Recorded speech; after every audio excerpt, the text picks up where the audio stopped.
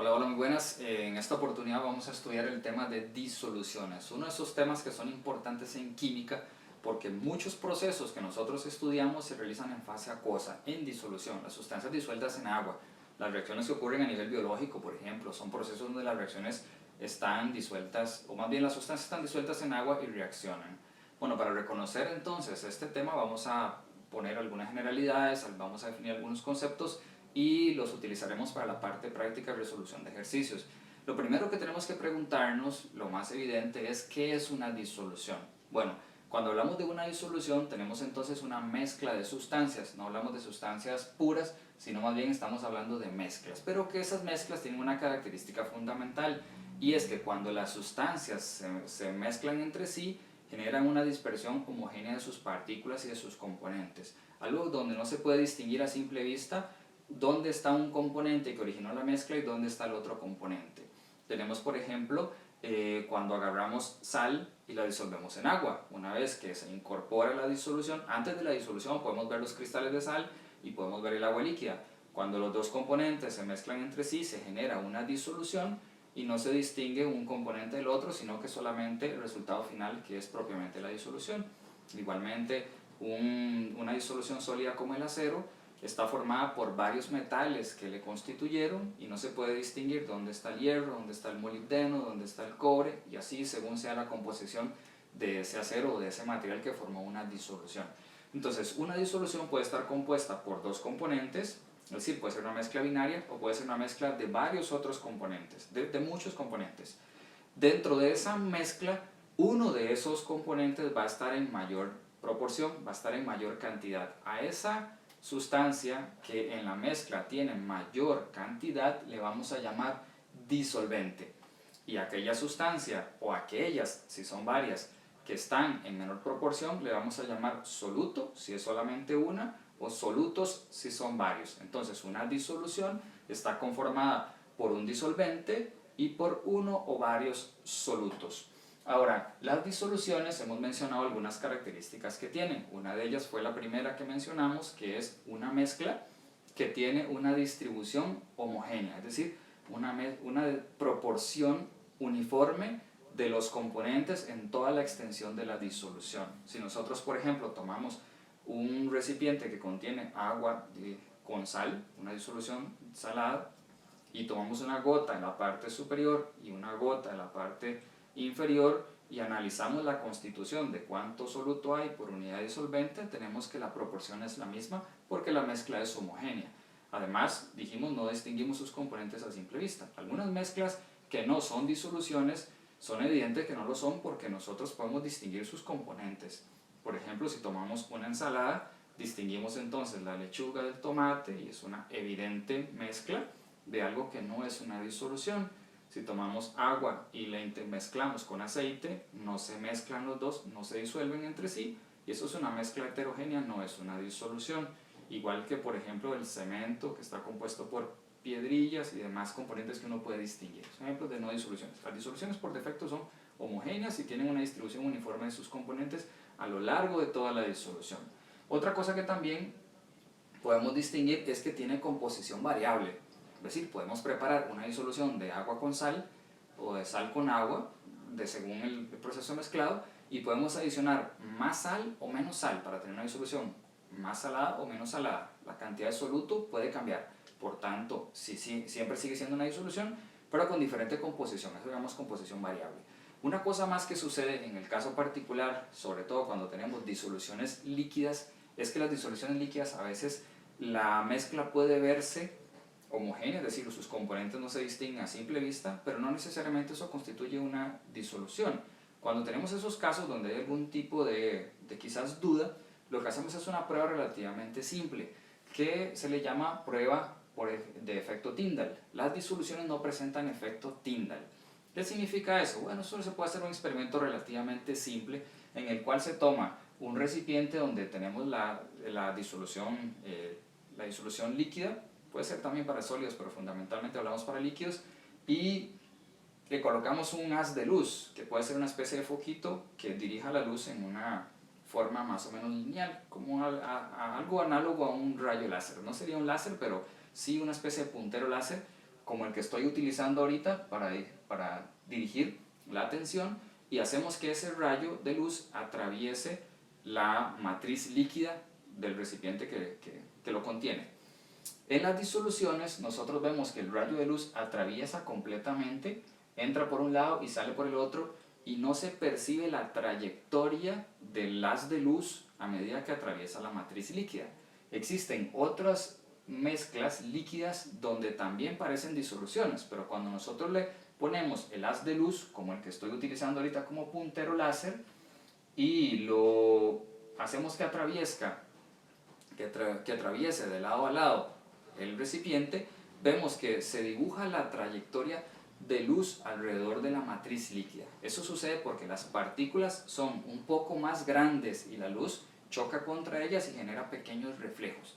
Es algo similar a lo que ocurriría, por ejemplo, cuando uno va manejando en el carro y hay mucha neblina y se encienden las luces para neblina. Entonces, en las luces para neblina, la luz pega contra las partículas de vapores y de humedad y partículas incluso de todo tipo, y eso hace que la luz se proyecte en su dirección. Uno ve la trayectoria de la luz. Eso no sucede cuando no hay suficientes partículas en el ambiente.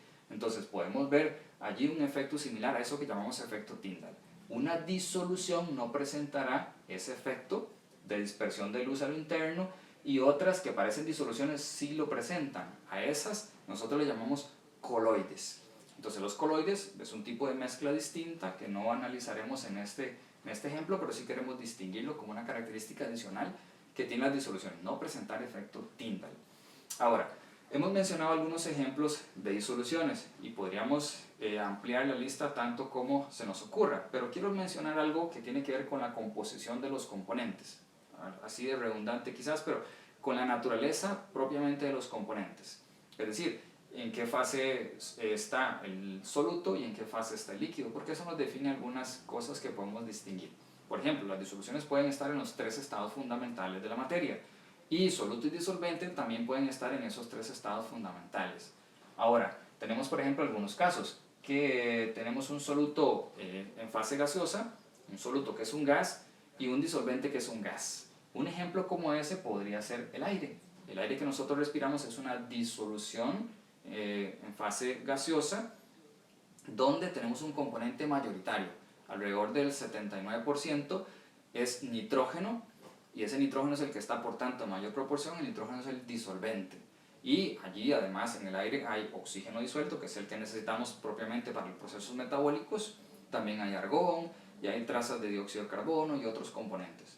Todos esos que están en menor proporción son solutos, que también son gases, disueltos en un gas que es el disolvente, que es el nitrógeno. Entonces el aire por defecto es una disolución. De hecho, una mezcla de solutos gaseosos y disolventes gaseosos siempre van a generar una disolución.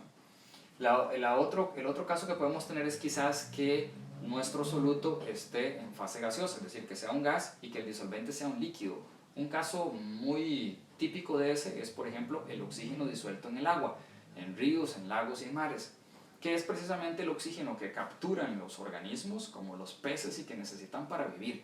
Si no hubiese oxígeno disuelto en el agua de esos cuerpos que mencionamos, no habría posibilidad de vida. Entonces, por tanto, el oxígeno pues sí se disuelve en una cierta cantidad. Ahora, el oxígeno es un gas, se disuelve en un disolvente líquido. El líquido es el agua y es el que está en mayor proporción, está claro que es el disolvente. Puede ser que las dos sustancias, tanto soluto como disolvente, estén en fase líquida. Esos ejemplos los tenemos, por ejemplo, en las bebidas alcohólicas. El etanol mezclado en diferente proporción, al 10%, al 30%, al 40% en agua, genera entonces una bebida alcohólica. Y eso es entonces una disolución, donde el disolvente agua es líquido y el soluto etanol es también un líquido. Puede ser también que tengamos un soluto sólido disuelto en un disolvente líquido. Por ejemplo, los que mencionamos antes, sal disolviéndose en agua, azúcar disolviéndose en agua. También puede ser que soluto y disolvente, ambos dos, estén en fase sólida, que es el caso de las aleaciones. Mencionamos por allí el acero, que es una aleación de varios metales. Mencionamos también, bueno, también en esa categoría entra el oro de joyería, que se le ponen diferentes proporciones de oro, del elemento oro, junto con cobre, junto con plata, para darle diferentes tipos de tonalidades. Entonces eso se constituye una disolución donde las dos sustancias están en fase sólida y se mezclan para generar la disolución final también sólida. Y allí entra en la categoría, en esa misma categoría, las amalgamas dentales. Entonces, ¿qué hace que cuando dos sustancias se mezclen se genere una disolución? Porque sabemos que no todas las sustancias al mezclarse generan disoluciones. Lo que lo hace que se genere una disolución, una dispersión homogénea, son las interacciones que ocurren a lo interno de las partículas debido a su propia naturaleza. Los enlaces químicos, los pares de electrones libres, la geometría molecular y todos esos tipos de interacciones entre moléculas. Es decir, se debe a las fuerzas intermoleculares. Hay una frase que resume todo eso, una máxima en términos de disoluciones, que dice que similar disuelve a similar. Es decir, dos sustancias similares entre sí se disuelven y dos muy distintas no. Ahora, vale entonces señalar similares en términos de ¿qué? Bueno, esa similitud es en términos de polaridad. Si dos sustancias tienen polaridades similares, se disuelven entre sí, forman una disolución. Es decir, dos sustancias que tienen polaridades altas, que son polares entre sí, se disuelven. Dos sustancias que son no polares entre sí, se genera una disolución también, pero una polar con una no polar no generan una disolución. Es el caso que sucede con algunos de los ejemplos que están aquí. Tenemos tetracloruro de carbono, una sustancia no polar, con butano, otra sustancia no polar. No polar, no polar, son similares en términos de polaridad, fuerzas intermoleculares de hecho son de dispersión de London, y generan una disolución. Si nosotros mezclamos etanol con agua, ambas tienen la característica de ser sustancias polares y además forman puentes de hidrógeno, forman una disolución entre sí. De hecho, son sustancias miscibles. Y la sal, NaCl con agua, la sal es una sustancia iónica y el agua es una sustancia polar, tienen características eléctricas similares en términos de su intensidad y generan fuerzas ion-dipolo. Y son fuerzas relativamente intensas, generan una disolución. Ahora, en términos de lo que dijimos, cuáles se disuelven y cuáles no, también una pregunta que nosotros debemos preocuparnos por resolver, o una incógnita, es ¿cuánto se disuelve? Sabemos, por ejemplo, que algunas sustancias son muy solubles en agua, que podemos adicionar mucho a ese líquido, por ejemplo, y se sigue disolviendo, pero en algún momento llegaremos a un límite de solubilidad.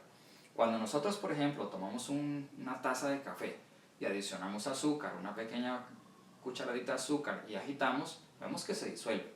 Si adicionamos una segunda, quizás también se disuelva, pero si seguimos adicionando y adicionando cucharaditas de azúcar agitando, nos damos cuenta que en algún momento ya el azúcar ya no se disuelve. En ese momento hemos superado la capacidad de esa cantidad de disolvente, de líquido, a esa temperatura de disolver a ese soluto llamado azúcar.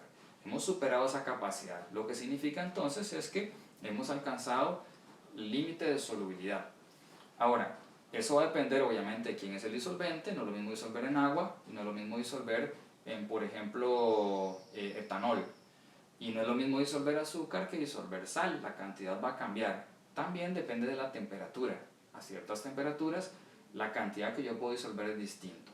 Cuando nosotros combinamos esas características que acabamos de decir, que los disolventes específicamente a cierta temperatura tienen una capacidad de disolver, estamos hablando de un concepto que nosotros llamamos solubilidad. Entonces la solubilidad depende de la naturaleza de las sustancias que se combinan. Es decir, depende de quién es el soluto, depende de quién es el disolvente y depende de la temperatura específica a la cual realizamos ese proceso de mezclado. Entonces, nosotros podemos hablarlo en términos cualitativos, es decir, se disuelve mucho o se disuelve poco, pero necesitamos algún grado de precisión y para eso hacemos experimentos para determinar cuánto es la cantidad máxima que disolvemos. Nosotros tomamos, por ejemplo, una porción de disolvente, una cantidad medida. Vamos a utilizar, por ejemplo, agua. Agarramos 100 gramos de agua y empezamos a adicionarle una sustancia, digamos sal o digamos azúcar. Empecemos en azúcar para hacerlo un poco más familiar. Y agarramos ese azúcar, adicionamos 1 gramo y agitamos. Se disuelve. Adicionamos otro gramo, se disuelve. Lo hacemos tantas veces como sea necesario hasta que vemos, en el momento en que adicionamos un poquito más, ya ese poquito ya no se disuelve. Okay, esa cantidad máxima que logramos disolver es lo que vamos a llamar solubilidad y tiene unidades de gramos por unidades de volumen de disolvente que se utilizó en el proceso de mezclado. Entonces nosotros la solubilidad la expresamos como cuántos gramos de soluto se pueden disolver en una cierta cantidad de disolvente. Usualmente utilizamos como base de cuánto disolvente 100 gramos. La mayoría de nuestras solubilidades vienen por cada 100 gramos. Y agua particularmente porque es el disolvente universal que utilizamos para la mayoría de reacciones. Entonces nuestras solubilidades vienen expresadas para 100 gramos de agua. Entonces 100 gramos de agua, ¿cuántos gramos de ese soluto pueden disolver? A cierta temperatura específica que hay que indicar. Ahora, si nosotros hacemos, por ejemplo, ese experimento con KCl, con cloruro de potasio, agarramos un beaker que contenga entonces 100 gramos de agua a 25 grados Celsius y empezamos a adicionar KCl. Nos damos cuenta que al momento en que hemos adicionado 35 gramos de KCl, ya no se puede disolver más KCl en 100 gramos de agua a 25 grados Celsius. Por tanto, entonces a eso le llamamos solubilidad. La solubilidad es entonces el límite máximo de soluto que un disolvente, que una cierta cantidad de disolvente puede disolver a una temperatura específica. Si, por ejemplo, analizamos qué sucede con esos mismos 100 gramos de agua, pero elevando su temperatura y lo subimos a un valor de 70 grados Celsius, tenemos 100 gramos de agua a 70 grados Celsius y empezamos a adicionar KCl y agitamos para ver si se disuelve o no. Resulta que cuando hacemos eso y adicionamos masa poco a poco, llegamos a un límite de 60 gramos de KCl que se pueden disolver. Todo lo que se eche después de 60 gramos de KCl ya no se disuelve en esos 100 gramos de agua a 70 grados Celsius. Por tanto, esta es entonces la solubilidad. Podemos hacer entonces ese experimento a todas las temperaturas que se nos ocurran y de hecho construir un gráfico como el que está precisamente señalado acá. Entonces tenemos a 25 grados Celsius la solubilidad es 35 y a 70 es 60. En el eje Y ponemos la solubilidad en gramos de soluto por cada 100 gramos de disolvente, agua, y en el eje X la temperatura. Y podemos unir los puntos y tener una gráfica y una tendencia. ¿Qué podemos observar allí? Bueno, la conclusión más evidente es que la solubilidad depende de la temperatura, es decir, varía con la temperatura. ¿Cómo varía? A medida que la temperatura se incrementa, la solubilidad también se incrementa. Son directamente proporcionales. Entonces, a una temperatura mayor, yo espero una mayor solubilidad. Eso ocurre como una generalidad casi en todos los casos. Hay algunas excepciones, pero en la inmensa mayoría de los casos, en solutos iónicos. En sustancias moleculares también, pero la mayoría en solutos iónicos es una tendencia muy clara. Cualquier soluto iónico en agua, a medida que elevamos la temperatura, se incrementa su solubilidad. ¿Por qué sucede eso? Bueno, porque el incremento de temperatura significa mayor energía cinética. Y mayor energía cinética es más movimiento de partículas que generan interacción entre soluto y disolvente. Entonces tenemos un choque de partículas que las hace interaccionar más y vemos que las fuerzas que se establecen allí se intensifican por mayor tipo de contacto. Ahora, no todos los solutos se comportan de esa manera. Dijimos que los solutos pueden ser también gaseosos. ¿Qué pasa, por ejemplo, con un soluto gaseoso cuando lo intentamos disolver en agua? Vamos a analizar un poco lo que sucede en los solutos gaseosos disolviéndose en líquidos. En ese caso, la tendencia es exactamente inversa. Lo que significa que sea inversa es que a medida que se incrementa la temperatura, aquí vemos un gráfico, solubilidad en el eje Y y temperatura en el eje X. Lo que podemos interpretar de este gráfico es que a medida que se incrementa la temperatura, la solubilidad disminuye. O sea, es inversamente proporcional. No es una proporcionalidad como una línea recta, sino más bien como una especie de parábola, pero sí que desciende conforme aumenta la temperatura. Ahora, ¿por qué sucede en el caso de los gases diferente de los casos de solutos iónicos? Porque las fuerzas que se establecen entre los solutos gaseosos con un líquido como agua, vamos a poner como ejemplo una bebida carbonatada. Una bebida carbonatada es una bebida que se fabrica tomando líquido, agua por ejemplo, con azúcar y demás cosas, y se le burbujea dióxido de carbono. Entonces el dióxido de carbono se solubiliza a cierta presión en el agua y permanece allí. Y eso es precisamente lo que le da las características burbujeantes cuando la persona lo consume. Es parte de la experiencia organoléptica del consumo de la bebida, que le da ciertas características de venta.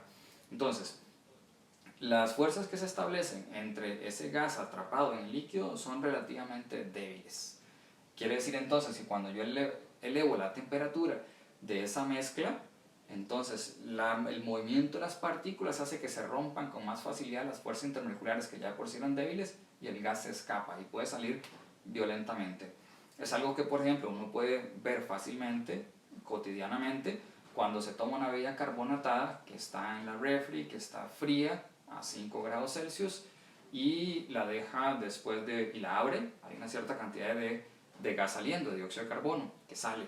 Pero si esa misma bebida está caliente a 40 grados Celsius y usted la abre, el dióxido de carbono sale violentamente porque es mucho menos soluble a esa temperatura alta. Hay cosas que han pasado similares a esta en mayor medida. Hay un ejemplo que quería yo señalar porque es un ejemplo de cómo este proceso micro puede desencadenar cosas que pudieran representar algún tipo de riesgo para nosotros, bueno, para las personas que están en esas condiciones. Esto sucedió en un lago que se llama lago Nyos, que queda en Camerún, en África, específicamente el 21 de agosto de 1986. Resulta que ese lago está formado sobre el cráter de un antiguo volcán.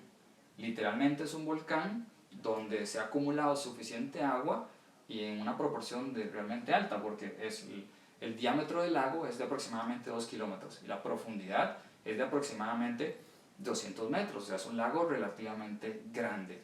Como este lago es un antiguo volcán, tiene cierto tipo de manifestaciones todavía y algún tipo de actividad allí, lo que ha significado una acumulación con el tiempo de dióxido de carbono. Entonces hay mucho dióxido de carbono atrapado allí, como si fuese entonces una especie de bebida gaseosa, pero macro, grande. Y cerca de ese volcán había unos poblados, particularmente un poblado que lleva el mismo nombre, que se llamaba Nyos. En un momento del 21 de agosto de 1986, específicamente a las 9 de la noche, ocurre una de esas cosas sumamente extrañas que de hecho nos recuerdan los tiempos del Antiguo Testamento, como las historias bíblicas del pueblo de Israel saliendo de Egipto. Típicamente alguien podría hacer una analogía con eso. Resulta que a las 9 de la noche algunas personas todavía estaban despiertas y veían como una especie de penumbra se aproximaba a ras de piso, a una cierta altura, como una nube, no necesariamente muy oscura, pero como una penumbra que se aproximaba. Y a medida que se aproximaba, los animales, el ganado, caía como dormido y moría. Y algunas personas se caían al piso mientras otros la veían. Y eso produjo obviamente terror. Habría que haber estado allí para ver esa escena estilo apocalíptica y sentir el terror que esas personas sintieron cuando se venía aproximando eso como una aura de muerte, produciendo que las personas cayeran. Mucha gente murió durmiendo, otros murieron tratando de correr. Se dice que de los 1800 habitantes que vivían en ese lugar, solamente 3 sobrevivieron y aproximadamente unos 6000 cabezas de ganado también murieron en un proceso similar bueno, el que se daba cuenta de manera más o menos desesperada y el que no, básicamente algo como dormirse y caer al piso muerto. Ahora, ¿cómo es que puede haber ocurrido eso sin que la mayoría de gente estuviese percatándose? Cuando muchos dormían y no hubo más que gritos del que se daba cuenta de lo que sucedía, sin que algo necesariamente le hubiera producido un dolor extremo ni ninguna otra cosa. Resulta que lo que sucedió fue que como durante mucho tiempo se acumuló dióxido de carbono disuelto en el agua del volcán, ocurrió una especie de movimiento, hay algunas teorías que se dicen, una especie de movimiento al inferior del cráter, como una especie de fractura, un pequeño sismo, quizás no muy perceptible, y eso produjo fracturas y un calentamiento en el agua de ese lago. Lo que produjo es que la solubilidad por aumento de temperatura del dióxido de carbono disminuyera. Esa solubilidad que disminuyó produjo la salida violenta del dióxido de carbono como una bebida gaseosa cuando se abre después de haberla agitado y haberla calentado un poco. Entonces todo el dióxido de carbono empezó a salir con el pequeño atenuante o el gran atenuante y el espantoso atenuante, diría yo, de que el dióxido de carbono es más denso que el aire. Al ser más denso significa que en lugar de subir, más bien empezó a bajar y deslizarse por las colinas. Tenemos un montón de dióxido de carbono gaseoso deslizándose por las colinas de ese lago, de ese volcán, y llegando a la localidad, incluso llegando a extenderse hasta 25 kilómetros a la redonda, barriendo con toda forma de vida que respira sobre la superficie de ese poblado, contado personas y contado también animales. Entonces el dióxido de carbono bajó y se mantuvo a una cierta altura, a nivel de piso. Si él hubiera sido más denso que el aire, hubiese subido y no habría habido tanto peligro, pero en este caso se mantuvo hacia abajo hasta que se diluyó lo suficiente para ya no ser letal, para ya no ser mortal. Ahora, después de ese tiempo, lo que se hizo en el poblado, una vez que se conoció lo que podía suceder, es asegurarse que la cantidad de dióxido de carbono que se disuelva en el lago no supere ciertos límites. Para eso hay un sistema entonces ahora de agitación, con tuberías y con algunos sistemas en movimiento que hacen que el dióxido de carbono se libere a pequeñas proporciones y no de un solo, como si fuese una gaseosa cuando uno abre y que sale todo el dióxido de carbono expelido. Ahora es un caso extremo de cómo la solubilidad puede cambiar con ciertos efectos para el caso de un gas.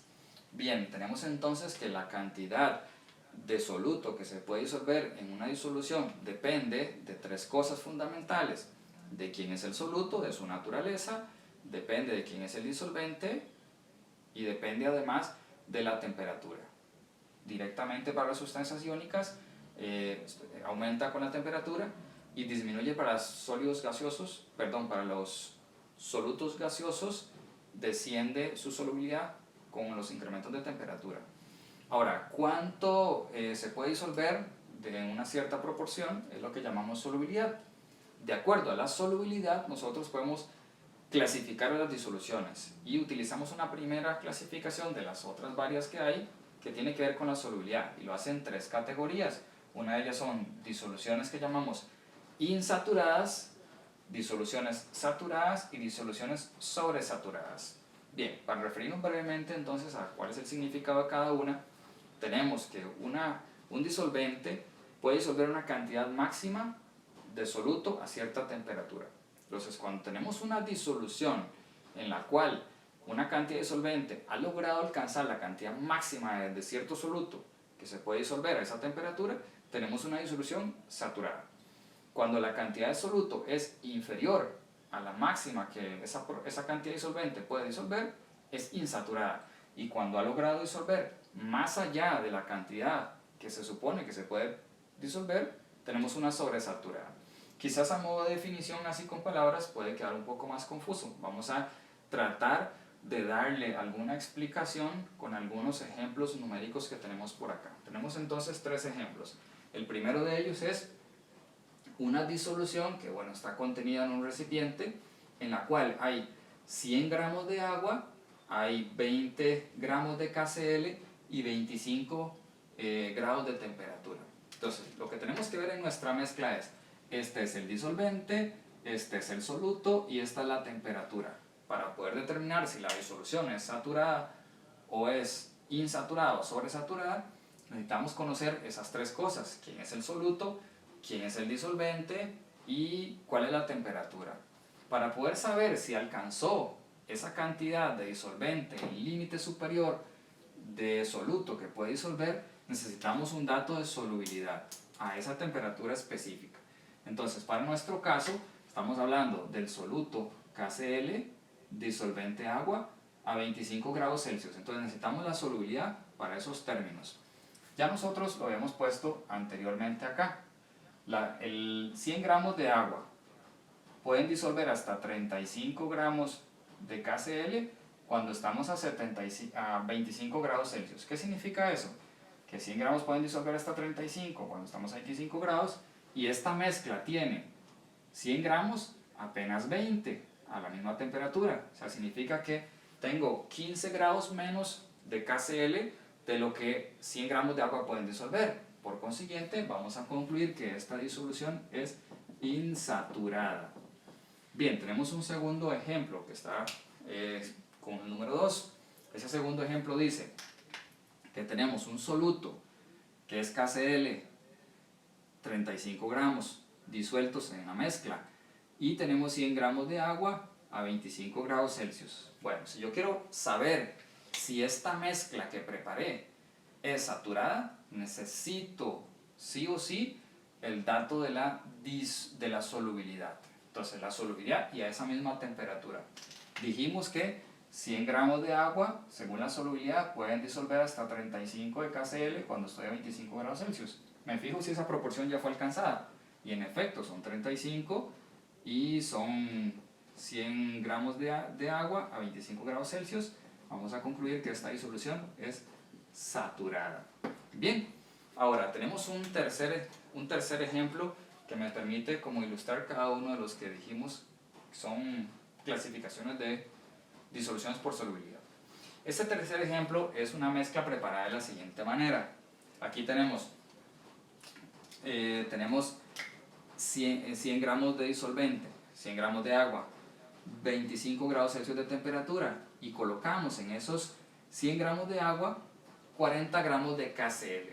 Es decir, ¿qué va a pasar cuando colocamos esos 40 gramos de KCl en el agua? Vamos a colocarlo acá y vamos a mezclar.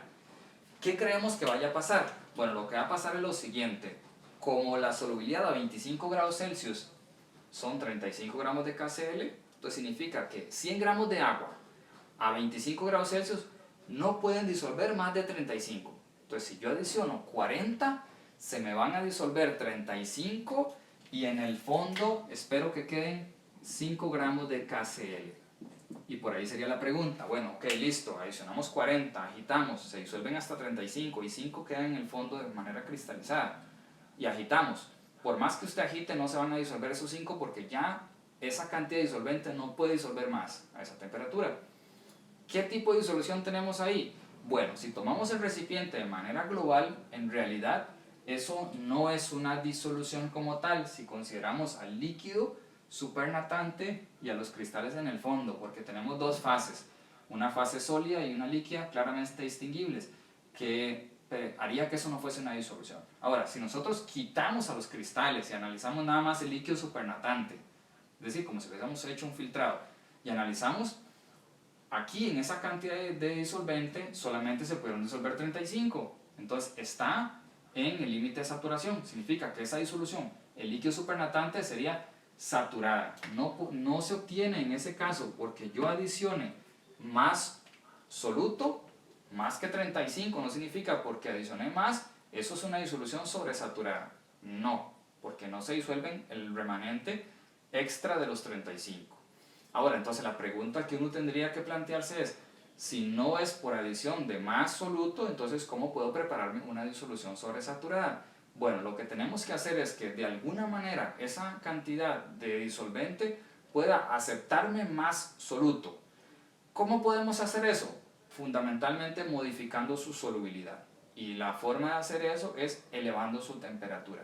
Entonces lo que hacemos es, vamos a pensar inicialmente en nuestro experimento, tenemos 100 gramos de agua a 25 grados Celsius, le eché 40 gramos de KCl, agito.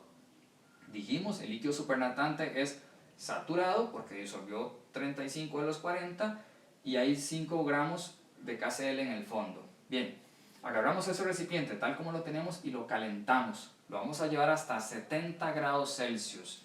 ¿Qué sucede cuando llegamos a 70 grados Celsius? Que el disolvente cambia su solubilidad, la incrementa. Tendríamos, para saber qué tipo de disolución hemos alcanzado en ese punto, que consultar cuál es la solubilidad de esos 100 gramos de agua para KCl a 70 grados Celsius, la temperatura, la solubilidad a otra temperatura. Ese dato ya lo habíamos incluido previamente en el gráfico. Tenemos que la solubilidad del KCl son hasta 60 gramos se pueden disolver en 100 gramos de agua a 70 grados Celsius, o sea, 60 en 100 de agua se pueden disolver. En nuestra mezcla teníamos 40 disueltos en 100. Cuando llegamos a 70 grados podríamos haber disuelto hasta 60, pero tenemos 40 disueltos porque fue la cantidad que pusimos inicialmente. Eso significa que tenemos 20 gramos de KCl menos de los que se pueden disolver a 70. Eso significa que en este punto tenemos una disolución insaturada. Si se fijan, todavía eso no es una disolución sobresaturada, entonces no parece que hayamos hecho gran cosa.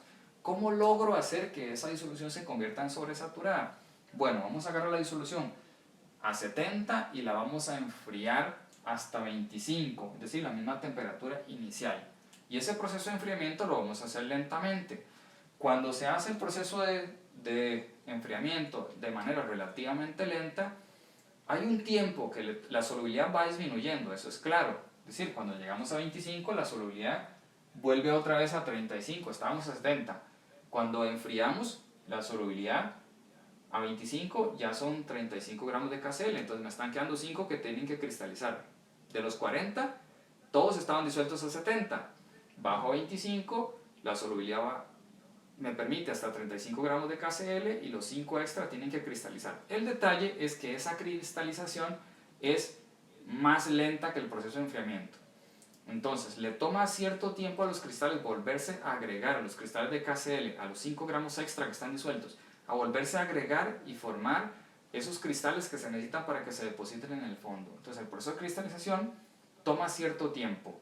Entonces, en un momento breve en el tiempo, ese KCl sigue todavía disuelto a 25 grados Celsius, hasta que pase un cierto tiempo, que las moléculas se reordenen, que las partículas se reordenen y se genere la cristalización.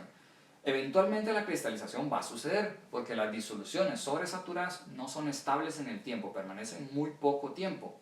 Por tanto, no se puede tener una disolución sobresaturada por muchísimo tiempo, por lo menos en estas condiciones. Eventualmente va a cristalizar, pero por ese momento breve habremos generado una disolución sobresaturada. Entonces, recapitulando, las disoluciones sobresaturadas se pueden preparar por un proceso en el cual se adicione más soluto a una temperatura inferior, más de lo que diga la solubilidad, como adicionar 40 cuando la solubilidad son hasta 35.